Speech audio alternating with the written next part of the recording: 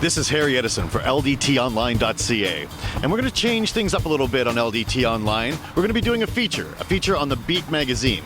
There have been some interesting changes going on down there, and we're doing a two-part series, starting with this, my interview with Richard Young. Richard, just give us a brief kind of history of the Beat magazine, where it came from and where people can get out and find it. Okay, the Beat magazine is essentially an arts and culture magazine.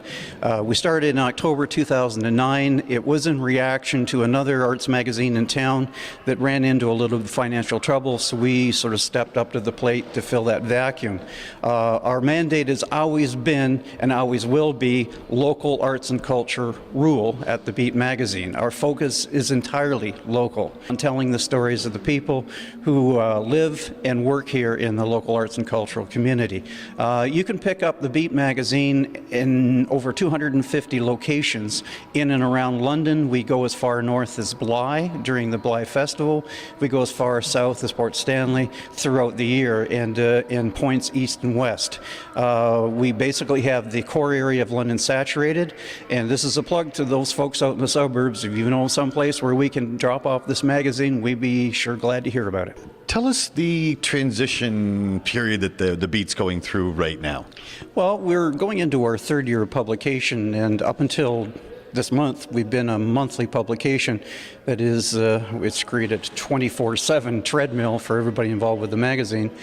We made a decision towards about midsummer that we were going to change the schedule to a quarterly schedule. So with our September issue, that's our fall issue. There's going to be a winter issue, a spring, and a summer. It also is a reflection, if you will, of the changing media landscape in London. When we started out about 3 years ago, really for local arts and entertainment, we were really one of the only games in town. That's changed in the last 3 years.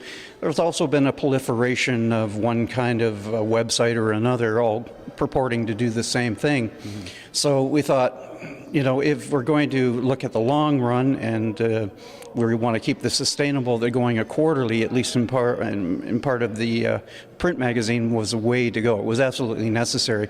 It also gives us a little more breathing room. It gives us an ability to go more in depth with our stories. We're not always under the gun in terms of trying to make sure the stories are all timely and time sensitive.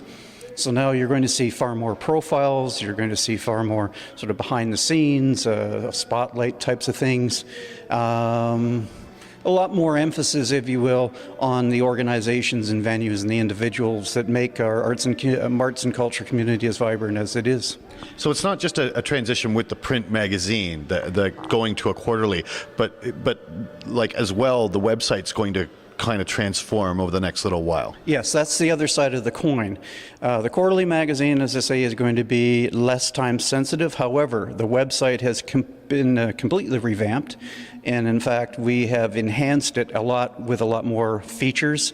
We have a roster of reviewers ready and willing to go out and review all of the local theater, musical events, visual arts and whatnot. So where we're going to keep up to date, and again, as you know, you can change a website daily, will be our website. And I encourage all viewers of LDT Online to go to thebeatmagazine.ca, take a look around.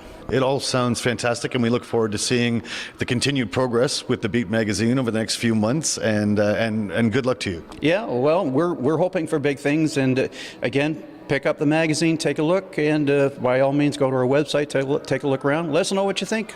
Check out the latest issues of the Beat magazine on newsstands now, and stay tuned to LDTOnline.ca for part 2 of my interview with Donald Dehaney.